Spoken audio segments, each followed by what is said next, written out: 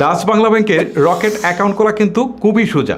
আপনার হাতে থাকা এই স্মার্টফোন দিয়েই আপনি কিন্তু নিজেই রকেটের অ্যাকাউন্ট খুলে ফেলতে পারবেন। কীভাবে? চলুন আপনাদেরকে একটু প্র্যাকটিক্যালি দেখাই। শুরুতেই আপনারা চলে যাবেন আপনার স্মার্টফোন থেকে গুগল প্লে স্টোরে আসার পর এখানে আপনি সার্চ বার গিয়ে লিখবেন রকেট, ROCKET লিখে আপনি সার্চ করবেন। এখন রকেটের যে অ্যাপসটুকু আপনার সামনে আসবে এটাকে ইনস্টল করার পর আপনি ওপেন বাটনে ক্লিক করবেন। ওপেনে ক্লিক করার পর এখান থেকে ল্যাঙ্গুয়েজ সিলেক্ট করে দেবেন, আমি ইংলিশে রাখছি। এখন নেক্সটের পাশে যে তীর চিহ্নটা রয়েছে এখানে একটা ক্লিক করে দিচ্ছি। এখন এখান থেকে ফোন নাম্বার চাচ্ছে, অর্থাৎ আপনি যে ফোন নাম্বার দিয়ে রকেট অ্যাকাউন্টটা খুলতে চান সেই নাম্বারটুকু এখানে দিয়ে দেবেন। ওকে, আমি নাম্বারটুকু দিয়ে দিচ্ছি। আমার নাম্বারটুকু দেওয়া হয়ে গেছে। এখন নেক্সটের পাশে যে তীর চিহ্নটা রয়েছে এখানে একটা ক্লিক করছি। ক্লিক করার পর এখনই কিন্তু একটা কল চলে আসবে। এই কলটা রিসিভ করে আমাকে একটা পিন সেট করতে হবে। ওকে, আমি একটু কলটার জন্য ওয়েট করছি। এই যে কলটা চলে আসছে, এখন আমি এটাকে রিসিভ করে একটা পিন সেট আপ করে দিচ্ছি।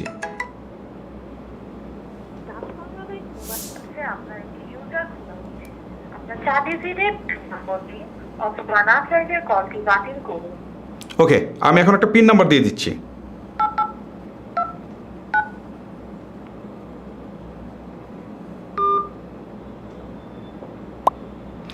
দেখেন আমি পিন নাম্বারটি দিয়ে দিলাম। এখন কিন্তু সরাসরি দেখেন এখান থেকে কিন্তু সিকিউরিটি কোড দেখাচ্ছে।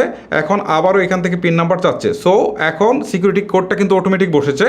আমি যে পিন নাম্বারটা এইমাত্র দিলাম সেই পিন নাম্বারটা এখানে আমি আবারও দিয়ে দিব। পিন নাম্বারটা দিয়ে দিয়েছি। এখন ভেরিফাই নামে যে বাটনটা রয়েছে এখানে একটা ক্লিক করে দিচ্ছি।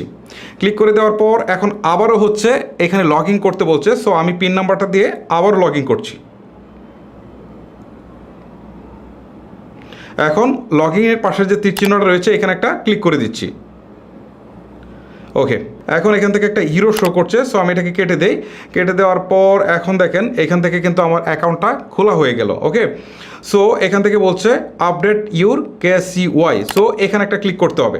ক্লিক করে এখান থেকে হচ্ছে সিলেক্ট করতে হবে যে আপনি কোন ধরনের অ্যাকাউন্ট ক্রিয়েট করতে চাচ্ছেন। একটা হচ্ছে জেনারেল আর একটা হচ্ছে রেমিটেন্স। অর্থাৎ আপনি যদি দেশের বাইরে থেকে টাকা পাঠাতে চান তাহলে এইটা, আর যদি আপনি জেনারেল মানে দেশের ভিতরেই যদি আপনি এটাকে ইউজ করতে চান তাহলে এটা দিতে পারেন।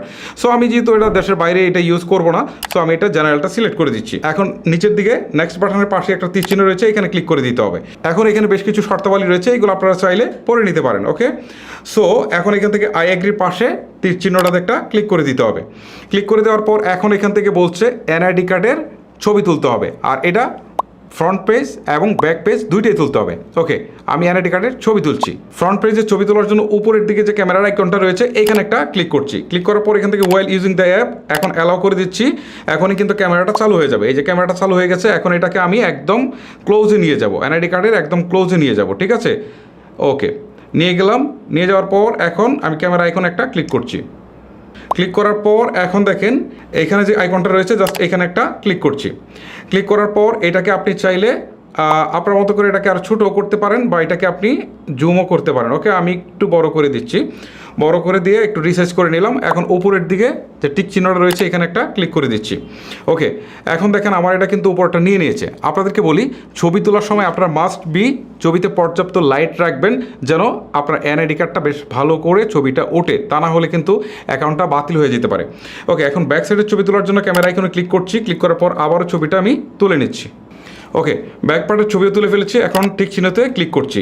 ক্লিক করার পর এটাকে আমি জাস্ট একটু অ্যাডজাস্ট করে দেই। আমার ছবিটা নিচের দিকে পড়ে গিয়েছিল, জাস্ট আমি একটু অ্যাডজাস্ট করে দেই। আপনারা এরকম অ্যাডজাস্ট করে দিয়ে তারপর হচ্ছে উপরের দিকে যে টিক চিহ্নটা রয়েছে এখানে একটা ক্লিক করে দিবেন।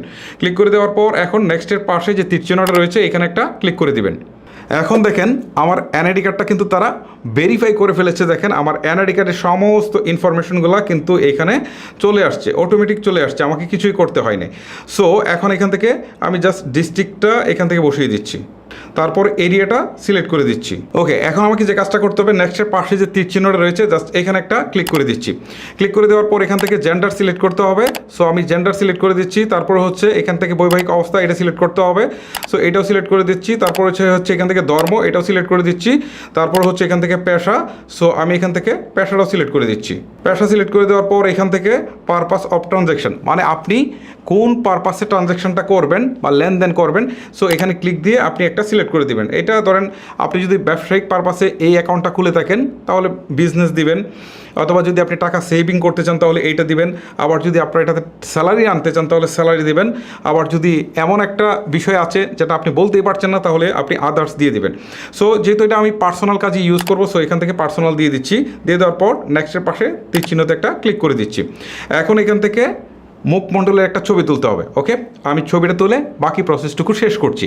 ওকে, আপনারা দেখতে পাচ্ছেন আমি এই অংশটুকু কিন্তু কমপ্লিট করে ফেলেছি। এখন কনফার্মেশনের পাশে যে তীর চিহ্নটা রয়েছে এখানে একটা ক্লিক করে দিচ্ছি।